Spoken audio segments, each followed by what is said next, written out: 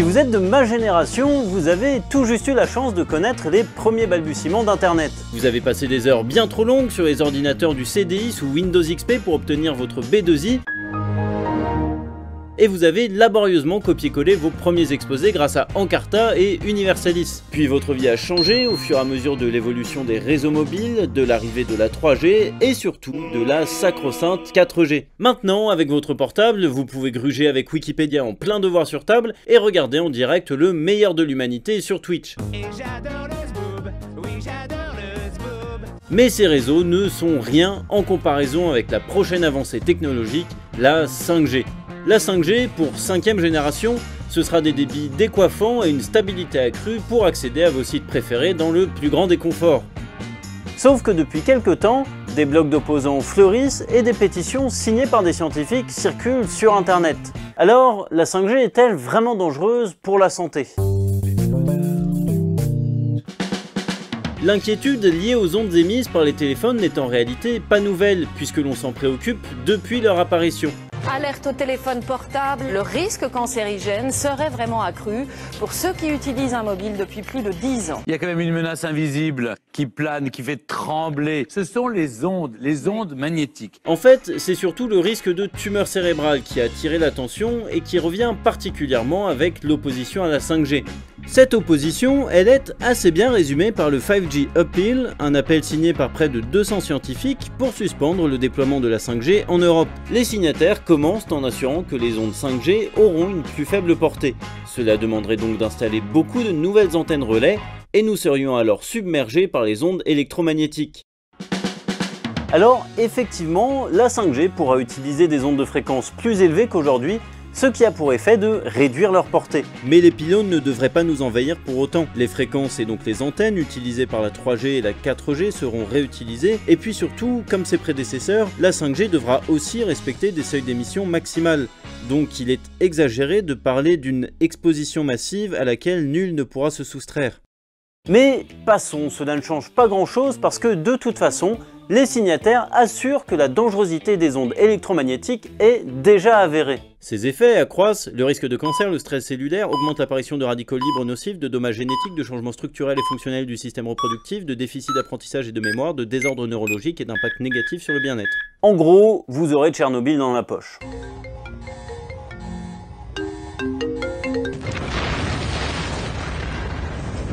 Et pour soutenir ces propos dont la pondération vous aura sûrement subjugué, les signataires citent plusieurs sources qui lui donnent une apparence fiable. Mais seulement une apparence, car cet appel est un parfait exemple de ce que l'on appelle le cherry picking. Alors le cherry picking, ça veut dire littéralement sélectionner des cerises, choisir celles qui sont bonnes et celles qui sont pas bonnes, et c'est un terme pour dire qu'on va choisir dans une argumentation ou dans une étude juste ce qui nous intéresse, et puis on va jeter le reste. Sur un domaine notamment qui est nouveau, il faut beaucoup d'études et parfois beaucoup de temps pour qu'on arrive à vraiment une certitude des choses. Mais en général, la logique des scientifiques, c'est de dire, si j'ai fait 100 études, que 90 disent quelque chose et que 3 disent autre chose, il y a plus de chances quand même que ce soit les 90 qui vont dans le même sens qui aient raison. Cherry picking, c'est de dire je prends juste celle qui m'intéresse et les autres j'en parle pas, ce qui est assez malhonnête vis-à-vis de la communication qu'on fait. Et dans notre cas, le 5G Appeal fait du cherry picking en choisissant des sources qui font du cherry picking.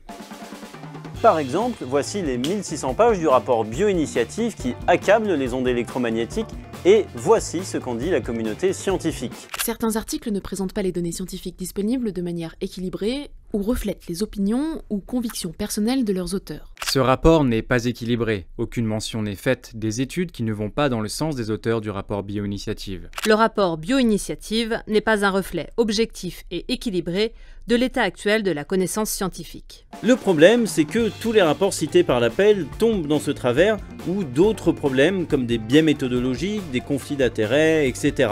Tous, sauf la seule source digne d'intérêt de leur argumentaire, le très sérieux Centre international de recherche sur le cancer, qui a classé les ondes électromagnétiques des portables comme peut-être cancérogènes. Les détracteurs de la 5G aiment d'ailleurs à rappeler que dans ce groupe 2B se trouvent également le plomb ou le fioul, mais ils oublient de préciser qu'ils sont aussi classés l'aloe vera et les légumes en saumure.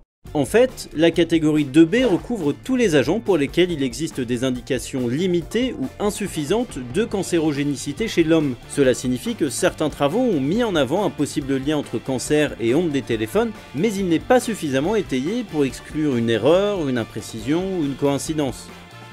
Autrement dit, il est faux de dire que les ondes causent le cancer, mais la science doit continuer ses recherches pour accroître notre confiance dans l'innocuité des ondes téléphoniques, ou au contraire découvrir d'éventuels risques. Car voilà ce que nos connaissances nous permettent de dire aujourd'hui. Aucun mécanisme connu ne permettrait d'expliquer comment des ondes de haute fréquence pourraient causer une tumeur.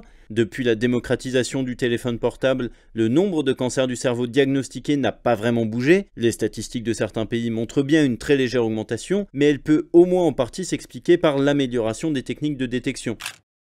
Et plus la fréquence d'une onde est élevée, plus elle sera absorbée par la peau et transformée en énergie thermique. Donc la 5G aura un peu plus de mal à traverser votre épiderme.